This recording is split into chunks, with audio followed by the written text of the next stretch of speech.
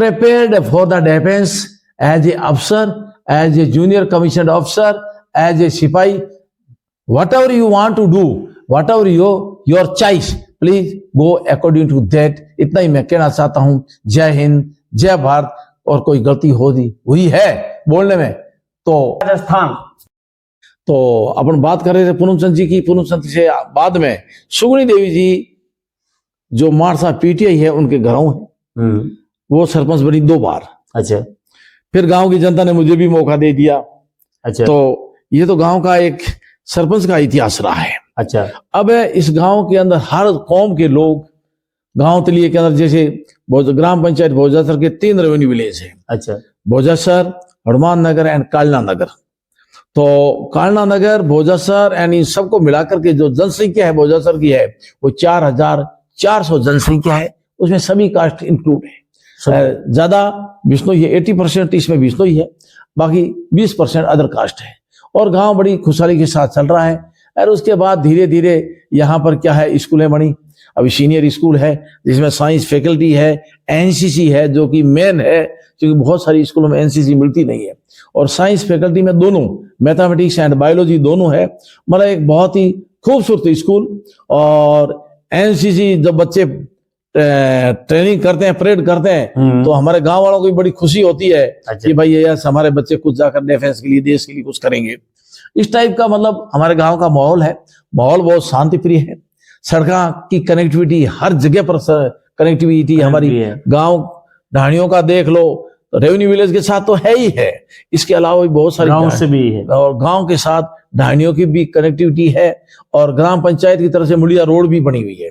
मतलब ओवरऑल देखा जाए तो बहुत ही बढ़िया है। इलेक्ट्रिसिटी, भाई इलेक्ट्रिसिटी तो आपने सुना भी होगा, दीनदयाल उपाध्याय योजना के तहत हर घर को जोड़ा है। हर घर के अंदर लाइट है। कोई ऐसा घर नहीं है जो हमारा पीछे बचा है। उस टाइम मैं ही सरपंच था, तो मैं स्पेशली उस टाइम अपने एमडी जोधपुर की डिस्कॉम की मैडम डोगरा ही, तो कुछ घर बचे तो हम उनको गए, मिले, उन्होंने बोला ठीक है जो बच गया पूरा कर दे। मतलब मीन्स टू से कि हमारा पूरा गांव आज प्रॉपरली इलेक्ट्रीफाइड है। किसी भी तरह का कोई परिवार बचा हुआ नहीं है। कोई अपनी मर्जी से कोई अगर नहीं लेना चाहता है वो बात अलग है। दूर दराज में बैठे हैं वो भी अपने बिजली से जुड़ा हुआ है, चाहे उसको 1 लट्टू भी हो चलाए। तो इस टाइप का। हाँ कैप्टन साहब, अब आपको मैं क्वेश्चन करना चाहता हूँ, यहाँ भोजेसर गांव में जब बरसा से लेकर आज तक देव स्थान कौन कौन से? हाँ, यहाँ पर साहब देव स्थान, अगर भोजेसर गांव और ग्राम पंचायत की अपन बात करें, 15 देव स्थान है यहाँ। अच्छा। तो सबसे पहले तो था बूढ़ियों के, बिचारों के, बुजुर्गों को बना हुआ था एक जामे जी का, जो पीपल के नीचे वो पाठ पूजा किया करते थे। बाबा रामदेव जी का है, तो गांव के आतुण एक छोटा सा बना के रखा था और वहां पर पूजा करते थे। हनुमान जी की छोटी सी चौकी बना के रखी थी, वहां होते थे।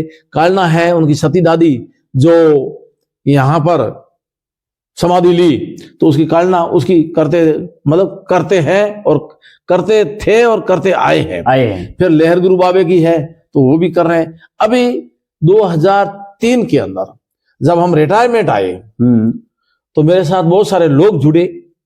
ठाकुर जी का, राधा कृष्ण जी का मंदिर, एक छोटा सा मंदिर था, तो उन्होंने बोला कि भाई इसको हम थोड़ा सा बड़ा बनाएंगे, तो आप आगे आओ और हम आपका सहयोग करेंगे। वाकई मेरे गांव को मैं बहुत बहुत धन्यवाद देना चाहता हूं। उस टाइम अकाल था, अकाल होते हुए साहब इतना सहयोग किया कि आज बहुत ही अच्छा मंदिर बना है। राधा कृष्ण जी का जमीन है, वहां पर एक हॉल भी बना हुआ है। जो बने सिंह जी, पहले हम ग्राम पंचायत भोजासर ओडिशा में थी, उस टाइम बने सिंह जी एमएलए थे, उन्होंने एक हॉल भी दिया भगवान कृष्ण जी के लिए। और मतलब बहुत ही खूबसूरत एक मंदिर ही है। दूसरा हनुमान जी का मंदिर बहुत ही आला दर्जे का है। अच्छा। फिर गुरु जम्बेश्वर भगवान का भी मंदिर है, वो भी काफी अच्छा है। भौमी जी का मंदिर है, सती दादी का भी है, और श्री राम जी का भी है। श्री राम जी का भी मंदिर, श्री राम जी का अभी बना है। जिस टाइम अयोध्या का उद्घाटन था उसी टाइम श्री राम जी का भी मंदिर बना है। फिर हर एक रेवेन्यू विलेज के अंदर, जैसे यहाँ पर है हनुमान नगर, आप अगर जाओगे स्कूल के पास बहुत अच्छा मंदिर बना हुआ है। ऐसे ही अपन लेते हैं कालना नगर में, तो वहां पर भी है, बने हुए हैं। दतराव गांव, अभी दतराव गांव हमारे से अलग हो गया है, लेकिन वहां पर भी बना हुआ है। तो मतलब ओवरऑल बात है कि धर्म स्थल की ये नगरी है, इसमें बोजसर, इसमें कोई दो राय नहीं है। और साहब हमारे 4 मेले लगते हैं यहाँ पर भोजेसर गांव में। भोजेसर गांव के अंदर अमावस्या के दिन खूब दबा के भीड़ होती है। पूर्णिमा के दिन तो आप पूछो ही मत, बाहर गांव के लोग भी आते हैं। जो पंचायतें अलग हो गई है, जैसे नोकड़ा है, सजनानियों की ढाणी है, अब सितरबेरा हो गया, तो वो पूरे के पूरे यहाँ पर पूर्णिमा के दिन लहर गुरु बाबा की समाधि है और वहाँ घी चढ़े और बहुत ही अच्छा, मतलब एक दिन में 3 और 4 पीपा तो घी आवे और चूर्ण भी अन्नाप शनाप आती है। अच्छा, उसके बाद एकादशी को बाबा रामदेव जी बहुत बढ़िया भीड़ रहती है, बहुत बढ़िया भीड़ रहती है। बीच बीच में फिर हम लोग ये करते हैं कि भाई आज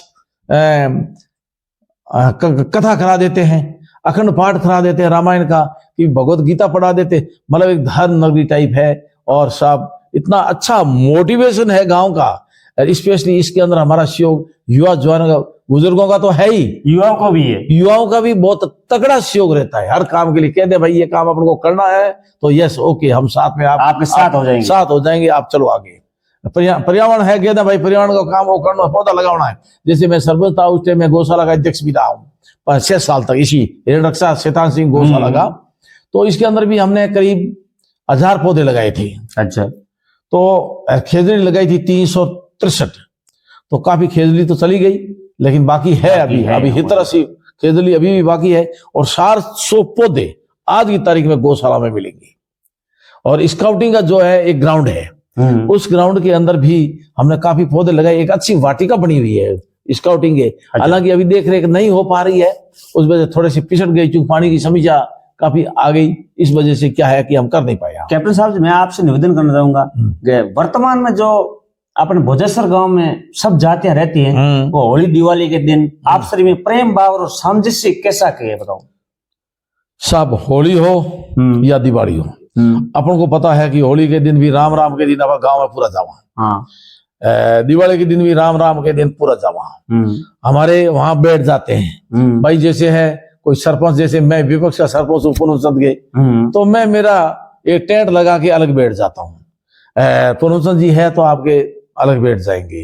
दूसरा मार साहब रूपा राम जी सुगनी देवी जो सरपंच रही है, तो वो अपना अलग लगा के बैठ जाएंगे। सभी जो गांव के हमारे लोग हैं हमारे पास भी आएंगे, पूनमचंद के पास भी जाएंगे, और मार साहब के रूपा राम जी वहां पर भी जाएंगे, मतलब कैंप के अंदर जाएंगे, सब जगह जाएंगे, चाहे बिश्नोई हो, चाहे मेघवाड़ हो, सतीश को, ये पूरी जाती है। बड़ा एक मतलब क्या है, उस दिन ऐसी भीड़ रहती है साहब, देख करके हमें तो बड़ी खुशी होती है कि लोग आ रहे हैं, औरतें आ रही है जो भगवान को नमस्कार करके जाती है, बड़ी खुशी होती है साहब। चलो कैप्टन साहब, अब आपसे मैं अंतिम प्रश्न है कि लोग बात क्या करें, कैप्टन साहब इंग्लिश बहुत बोलते हैं, एक बार कोई अपन इस अब चुनाव भी आ रहा है और आप भी जनता के 5 साल सरपंच भी रहे हैं और भी आप भगवान करे रहोगी, और उसके बारे में कोई इंग्लिश में वर्ड आपको सुना दीजिए हमारे दर्शकों को शॉर्ट में। मैटर बताओ, मैं तभी तो सुनाऊं, वो इतने योग्य लोग बोलेंगे मैटर भी हो है ना जनता के बारे में। अच्छा वो है, आशीर्वाद दे दो। इससे पहले एक टॉपिक और कवर करना चाहता हूँ, छोटा सा, 1 मिनट का कर दो।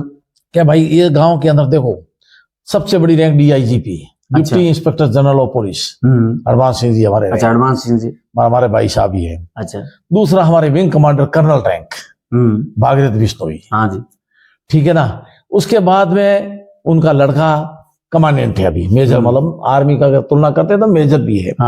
फिर हमारे 2-3 CI है, फिर बाद में 3-4 कैप्टन। हाँ, मतलब हमारी नौकरी पेशे के हिसाब से अगर देखा जाए तो भोजेसर इतना सक्षम है साहब, सक्षम है कि आपको मैं क्या, बड़े अधिकारी इस गांव से गए हैं, और बहुत ही उनका जो सोच है ना गांव के प्रति, वो बहुत ही बढ़िया सोच रही है। जब भी आते हैं गांव में तो बुलाते हैं कि आओ भाई बैठो, और बैठ करके चर्चा करते हैं गांव की विकास के बारे में। और चाहे विपक्ष, जैसे मैं विपक्ष हूं ना, तो भी DI साहब मेरे को बुला लेगा कि दोगला जा मेरे पास, मैं कुछ डिस्कशन करना है, तो हम मतलब बैठ करके कुछ करते थे। और विकास का कोई भी है कि विकास तुम अपने हिसाब से करते रहो, विपक्ष है वो चलता रहेगा। हाँ, उससे कोई तेरे को लेना देना नहीं, सही काम होना चाहिए, सब जनता का इक्वलिटी होनी चाहिए, ये है बात। अब हमारे दर्शकों को आप शुभकामना दे दो इंग्लिश में। अच्छा हाँ, अच्छा, अभी यूं है साहब, cash now I want to tell you at last कि from my side, point number 1, just I am advising you, I am requesting you, युवा जवान, please you don't go wrong way.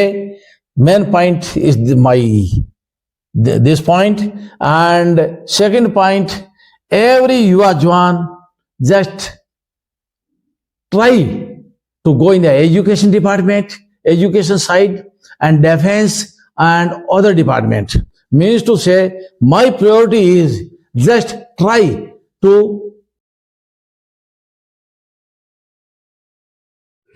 नमस्कार साथियों, मैं परशुराम ढाका, पीआरडी मरोदरा, राजस्थान। साथियों, आज हमारे साथ है आर्मी से रिटायर्ड धनकड़ राम जी, कैप्टन साहब। कैप्टन साहब से जानेंगे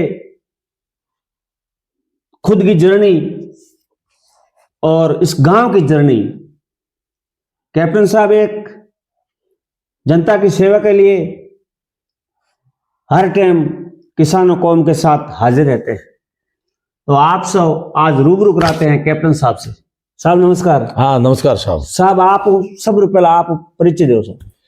कैप्टन धनकड़ राम, सारण भोजा सर। मैं सन 1972 के अंदर आर्मी में भर्ती हुआ एज ए सिपाही, और फिर डिपार्टमेंट दी धीरे धीरे टेस्ट देते गए, प्रमोशन होता गया, और लास्ट में मैं रिटायरमेंट आया 2003 के अंदर, और ऑनरी कैप्टन से मेरे को अच्छा मौका मिला मेरे को सेवा करने का और मेरा प्रमोशन का, और अच्छे अफसर मिलने की वजह से मैं मतलब डिपार्टमेंटली जो प्रमोशन होता है वो कैप्टन तक ही होता है, इससे आगे कब्जा है नहीं।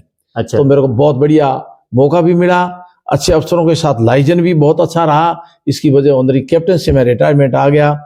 और अभी आगे जो है आने के बाद मैंने कुछ पर्यावरण का कुछ काम किया, फिर गोचर ओण की रखवाली का काम किया, और उसके बाद मुझे गांव की जनता ने सरपंच बनाया गांव की सेवा करने के लिए। वो बहुत अच्छा मेरे को मौका मिला, मतलब सेवा करने का। आप सरपंच मतलब कौन से सन से कितने साल रहे? मैं जनवरी 2015 से लेकर के। कौन सी पंचायत में रहे आप? ग्राम पंचायत भोजासर। भोजासर में रहे? हाँ भोजासर। मतलब जनता के आशीर्वाद से आपको राजनीति में मौका दिया गया सेवा करने का। तो उसमें जितना जनता की सहयोग से काम हुआ और काम किया, बड़ी ईमानदारी के साथ किया, जनता का बहुत अच्छा सहयोग मिला, इसमें कोई दो राय नहीं साहब। हर साइड से हमें कभी भी काम में कोई बाधा आ गई ऐसा कभी नहीं हुआ।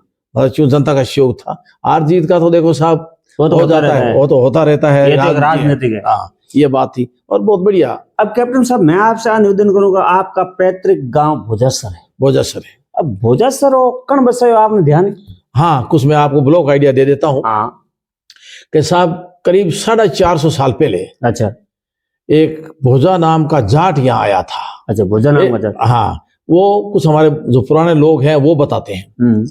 वो आया, उसने ये गांव शुरुआत में वो यहाँ पर रहा कुछ साल तक, फिर बाद में वो चले गए, फिर बाद में क्या उसके रहते रहते हमारे जैसे कालीराणा बिश्नोई सबसे पहले वो आए, उसके साथ साथ ही सारण बिश्नोई भी आ गए। अच्छा। और धीरे धीरे बाकी जात के लोग हैं, जैसे दतवाड़ है, बादू है, दारा है, और ये सब के सब धीरे धीरे इस गांव में बसने लग गए। जो पंचायत हेडक्वार्टर अब भी है, ये तो हनुमान नगर है, रेवेन्यू विलेज है, पंचायत हेडक्वार्टर के चारों साइड में आप बस गए लोग। और उसके साथ दूसरी अदर कास्ट जैसे सोनार है, बामण है, लोहार है, कुमार है, आवश्यकता के अनुसार वो भी धीरे धीरे गांव के अंदर बसते गए। तो आज काफी अच्छा हमारे गांव की पॉपुलेशन है।